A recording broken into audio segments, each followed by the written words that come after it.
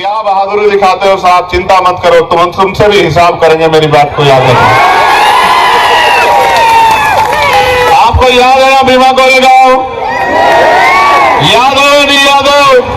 यह भी क्राइम है कि आपने पुलिस कस्टडी में सोमनाथ सूर्यवंशी को पीट पीट कर मार दिया। यह भी क्राइम है कि आपने जाति पूछ के, धर्म पूछ के कार्रवाई की। गूगल पे सर्च कर लेना,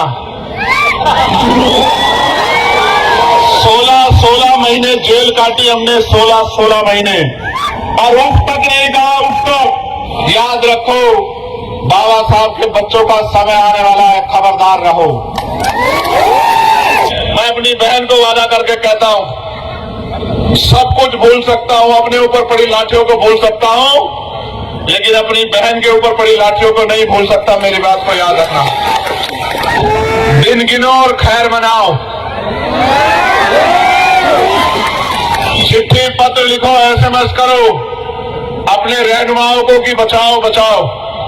अब मुकाबला इस बार नीले झंडे वालों से हुआ है, और झंडा और डंडा दोनों बहुत मजबूत है, घर तक ले जाकर छोड़ेंगे। मेरी बात को याद रखना। घर नहीं जाऊंगा, सीधा आपके बीच में आऊंगा, पैदल मार्च में रहूंगा, और अगर जान भी चली जाएगी तो मेरी लाश वापस लौटेगी, वैसे नहीं जाऊंगा अपने लोगों को न्याय दिलाने में। याद रखना मेरी बात को। जो मारा था कुत्तों की तरह, और हमें हमारी जात बता के मारा था। बोल रहे थे आप दलित समाज हो, आप कैसे आगे? ये दोषी पाए जाएंगे, नौकरी भी जाएगी और जेल में भी जाना पड़ेगा। मेरी बात को याद रखना। जय भीम। मैं चंद्रशेखर आजाद आपसे वादा करता हूं कि अगर मैं जीवित रहा तो उस असेंबली के बाहर बैठ के धरना देने का काम करूंगा कि अंदर बैठे लोगों का जमीर जागने का काम। ये लड़ाई ऐसे नहीं लड़ी जाएगी। ये मेरी बहन बेटी है, मेरे पास जवाब नहीं है। जिस तरह उसको पीटा गया, सार्वजनिक तौर पे लाठियां मारी गई, उसके बदन में कोई ऐसी जगह नहीं है जहां जूतों से कुचला ना गया। और कहने में दुख होता है, ये क्राइम है कि किसी महिला को जेंट्स, पुरुष पुलिसकर्मी मारपीट करे। क्या बहादुरी दिखाते हो साहब, क्या बहादुरी दिखाते हो यार। मैंने एक पुलिस के साहब से पूछा, मेरे साथ थे, कि सोचो ये आपकी बहन होती तो क्या बीतती आपके मन पे। आप तो अपना रिवॉल्वर निकाल लेते कि मेरी बहन को क्यों पीट दिया। क्या सिर्फ अपनी बहन बहन होती है, दूसरे की बहन बहन नहीं होती है क्या? क्या बहादुरी दिखाते हो साहब, चिंता मत करो, तुमसे भी हिसाब करेंगे। मेरी बात को याद रखना। आपको याद है ना भीमा कोरेगांव? याद हो या नहीं याद हो? तब राजतंत्र लड़ाई राजतंत्र के हिसाब से लड़ी गई। अब लोकशाही ये संविधान है, अब आत्मसम्मान की लड़ाई कलम के आधार पर लड़ी जाएगी। मेरी बात को याद रखना। हमने SP से बात की और उनसे कहा कि मुकदमे गुनाह दाखिल करो, जिन पुलिसकर्मियों ने मारा उनके खिलाफ गुनाह दाखिल करो, जांच करो, और जिसने गलत काम किया, क्राइम किया, यह भी क्राइम है कि आपने जिसको अरेस्ट किया 24 घंटे के अंदर उसके परिवार को सूचना नहीं दी। यह भी क्राइम है कि आपने पुलिस कस्टडी में सोमनाथ सूर्यवंशी को पीट पीट कर मार दिया। यह भी क्राइम है कि आपने जाति पूछ के, धर्म पूछ के कार्रवाई की। और यह भी क्राइम है कि आपने अपनी शक्ति का दुरुपयोग किया। लेकिन याद रखना कि कोई कानून से बड़ा नहीं है। जिस दिन कानून का डंडा चलेगा, अच्छे की गर्मी निकल जाएगी। मेरी बात को आप या परवरी में खड़े होकर कह रहा हूं, याद रखना। शिव प्रतिष्ठान, सनातन प्रभात, बजरंग दल, विश्व हिंदू परिषद, इन पर कायम स्वरूपी बैन किया जाए। अब इस देश में सरदार पटेल नहीं है कि इन पे बैन किया जाए, हमें सरदार पटेल बनाना पड़ेगा, बैन अपने आप लग जाएगा। मेरी बात को आप याद रखना। जिन अंबेडकरवादी आंदोलनकर्ताओं को जख्मी किया गया है, जिनके साथ मारपीट की गई है, उनका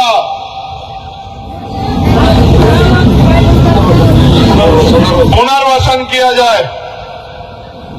इस आंदोलन में छात्रों आंदोलन पे जो झूठे मुकदमे दर्ज किए गए वो वापस दिए जाएं। मेरी सुनो, ये मांगे तो इसलिए करनी पड़ रही है कि हम पे और ताकत नहीं है। ये संदेश के तौर पे भी कह रहा हूं, बाबा साहब के को मानते हो नहीं मानते हो? जरा हाथ उठा के बता दो जो जो लोग बाबा साहब को मानते हैं। डॉक्टर बाबा साहब अम्बेडकरांचा दोन्ही हाथ वर ठेवा। ये बताओ, बाबा साहब को तो मानते हो, बाबा साहब की मानते हो नहीं मानते हो? तो एक बात पे गौर कर लो, आखिरी में जाते हुए कह रहा हूं, मेरी फ्लाइट अगर ना होती तो मैं 2 घंटे भाषण देता। आपको जानते हो नहीं जानते हो? मैं पार्लियामेंट में लड़ता रहता हूं नहीं लड़ता रहता हूं कि मेरे को बोलना है। चाहे दीक्षा भूमि का मामला हो, चाहे चैत्य भूमि का मामला हो, चाहे दादर रेलवे स्टेशन का नाम डॉक्टर बाबा साहब अम्बेडकर के नाम पे हो, चाहे परभनी का मामला हो, बीड़ का मामला हो, सारे मामलों पे मैंने आवाज उठाने का काम किया। ये मेरी जिम्मेदारी है, क्योंकि मेरे रगों में वही खून दौड़ता है जो आपके रगों में दौड़ता है। हम बाबा साहब अम्बेडकर के सिपाही। लेकिन मैं आपको पूछना चाहता, बाबा साहब ने तो ये भी कहा था कि राजनीति में हिस्सेदारी नहीं करोगे तो सबसे बड़ा दंड ये होगा कि अयोग्य लोग आपके ऊपर शासन करेंगे। जिन लोगों पे संविधान की जानकारी जिन लोगों को नहीं है वो राजकाज में बैठे, और जो संविधान को मानने वाले हैं वो 18 दिन से सड़क पे बैठे। चिंतन करो कहां गलती हो रही। फिर बाबा साहब ने यह भी कहा कि political power is the master की। सुना है नहीं सुना है? जोर से बताओ, सुना है नहीं सुना है? Political power is the master की। सुना है? उससे आगे वाली लाइन भी सुनिए नहीं सुनिए? इट इज द मास्टर की by which you can open each and every door of your progress. राजनीतिक सत्ता वो चाबी है जिसके द्वारा आप अपनी सफलताओं के सारे लोग सारे ताले खोल सकते हो। आज आप मुझे ताकत अगर मेरे पास होती तो आपको 19 दिन यहां आंदोलन नहीं करना पड़ता। मेरे लोगों, आपको काम छोड़ के नहीं बैठना पड़ता। और एक एमएलए भी होता हमारा तो मुख्यमंत्री से आंख मिला के पूछता कि इस जुल्म को करने वाले खुलेआम कैसे घूम रहे हैं, उनको अधिकारियों पर कार्रवाई क्यों नहीं हुई? तो नहीं हुई। लेकिन कोई बात नहीं, आगे के लिए तैयार हो जाओ। चाहे मेरे रूप में हो या हमारे नीले झंडे वाले दूसरे यहाँ नेता उनके रूप में अपनी ताकत बना लो। मेरे लोगों को यहाँ जिंदा रहना है। मेरी बात को इशारों में समझ जाओ। आप पे ताकत नहीं बनेगी तो आपकी आवाज नहीं होगी। जिन कहते हैं ना, जिनका दल नहीं होता उन पे बल नहीं होता, और जिन पे बल नहीं होता उनकी समस्याओं का हल नहीं होता। जिनके पास नेता नहीं होता उनका कुछ नहीं होता। अगर आज आपके पास ताकत होती, हिम्मत ही नहीं होती कि हमारी बहनों की तरफ कोई डंडा उठा देता। अगर कि बहनों के सम्मान में कुछ उठता तो सैल्यूट करने के लिए उनका हाथ उठता जिन्होंने आज डंडा उठाया है। लेकिन वो दिन भी आएगा, मेरी बात को याद रखना। और मैं कहता हूं, आंसू मत बहाना।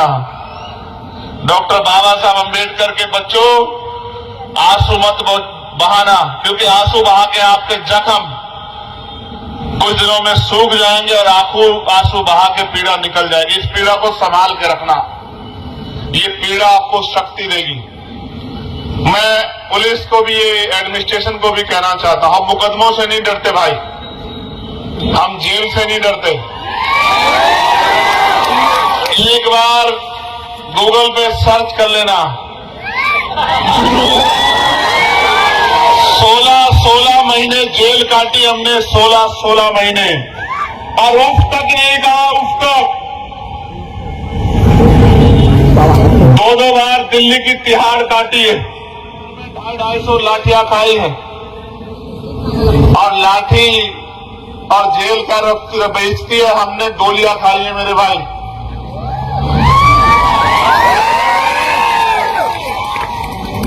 जब वर्दी वाले को देखते हैं तो भरोसा होता है कि ये है तो आज तो वर्दी वालों को देख के डर लग रहा है हमारे लोगों को।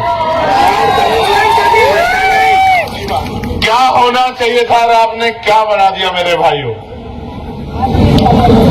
महसूस करके देखो, कल ये भी पढ़ लिख के आगे बढ़ेंगे, कल ये भी IAS IPS बनेंगे, डॉक्टर इंजीनियर बनेंगे, और इसी गुस्से को लेकर आगे बढ़ गए और कहीं आपको याद रख लिया।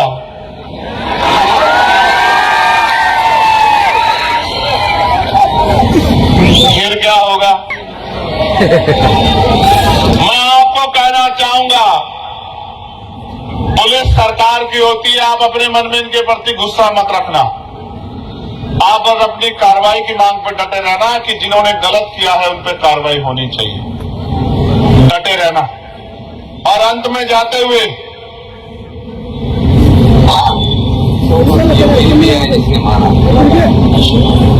अशोक गौरबंद क्या है क्या साहब?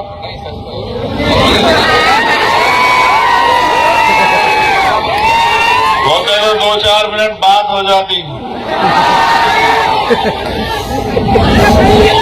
याद रखो, इतिहास याद रखेगा।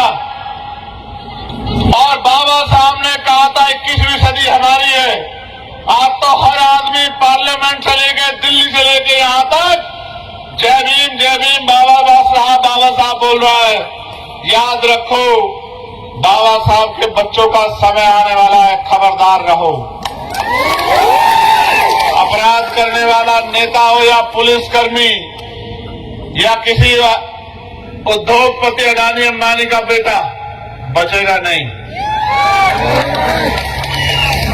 बचेगा नहीं। कानून का डंडा बड़ा मजबूत होता है। जिन्होंने कल हम पे डंडे चलाए, 11 तारीख को, 12 तारीख को, 13 तारीख को, 14 तारीख को, आप याद रखना, इसको ऊपर भेजना।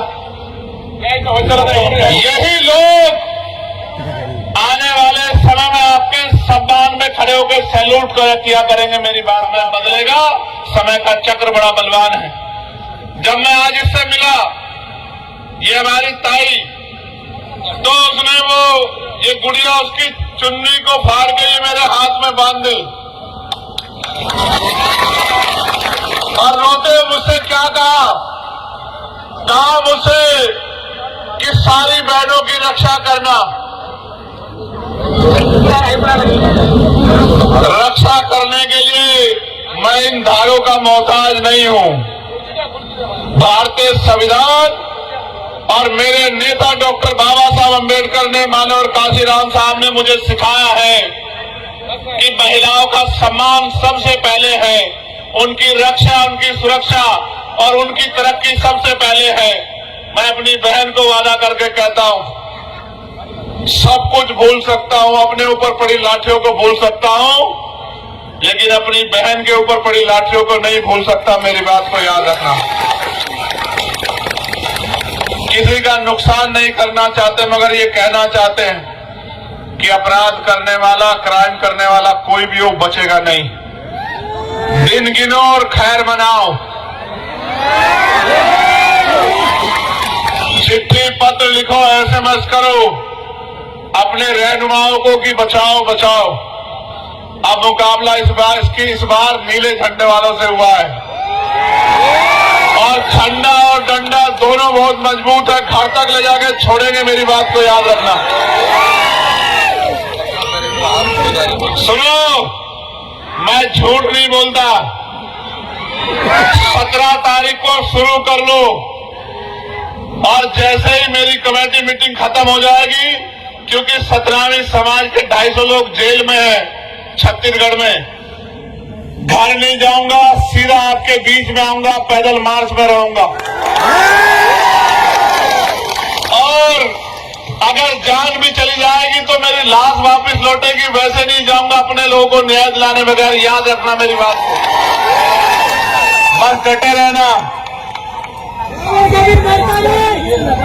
रावण कभी मरता नहीं। क्या रावण का नाम बताओ, नाम बताओ। ये डरो मत, यहाँ बता। शरद मरे नाम बता। शरद मरे है, तुरनाला है आणि गोरवण असो गोरवण आहे. इथं जे या काय गाडेकर मॅडम आहेत या कोण आहे तर ह्या पण होत्या आणि यायला पण सगळं मारलेलं आहे. मुझे बता दो. आणि हे जे मारलेलं आहे तर या भयाला मारले तर माझ्या समोर मारलेलं आहे. माझ्या समोर अशा हातून उडून लागतात की मी परीक्षाला आलेले आहे. माझ्या समोर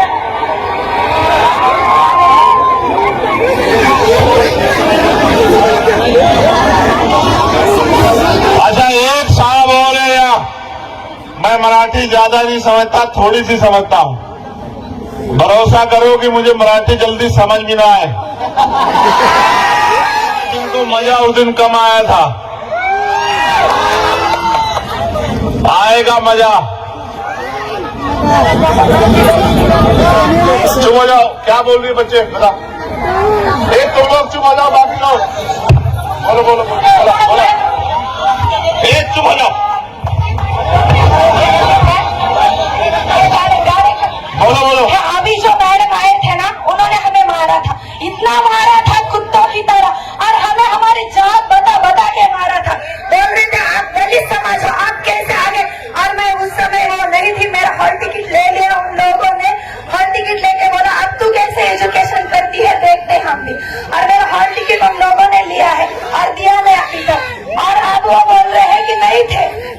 इतना एडर हमें अच्छा लगा यार, बहुत अच्छा लगा. शेरनी बहादुर शेरनी, तो क्या नाम है तुम्हारा. ये मेरे पास आज समय की कमी हो रही है बच्चे. रेज मेरी बात सुनना.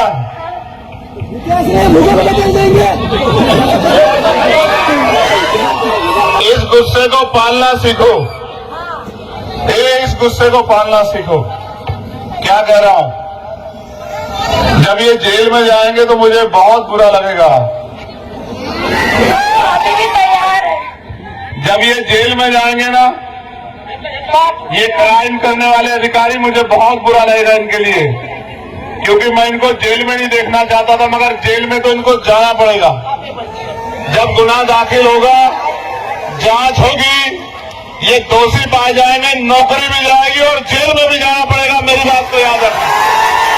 लेकिन आज के लिए क्योंकि समय हो गया है, हाथ जोड़ के आपसे निवेदन करता हूं, 17 तारीख को सब लोग चलना. चलोगे नहीं चलोगे. तो जोर से मेरे साथ नारा लगाओ. जय भीम, जय भीम, जय भीम. हो साहेब मी काय बोलायचे. डॉक्टर बाबासाहेब आंबेडकरांचं, डॉक्टर बाबासाहेब आंबेडकरांचं. और परभणी में बैठे, मोर्चे बैठी हमारी माँ बहनों के लिए भी एक बार जोरदार नारा लगा दो. इन सबके लिए जोरदार नारा लगा दो. जिंदाबाद, जिंदाबाद. जय भीम, जय भीम. दोनों हाथ उठा के आशीर्वाद भी दे दो. बहुत लंबी लड़ाई लड़नी है. जय भीम. कोणी मुलगी आलेली आहे याला कोविड टाकत यायला भेटायला.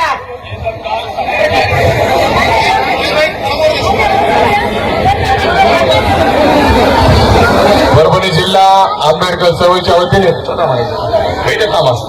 परभणी जिल्हा आंबेडकर चळवळीच्या वतीने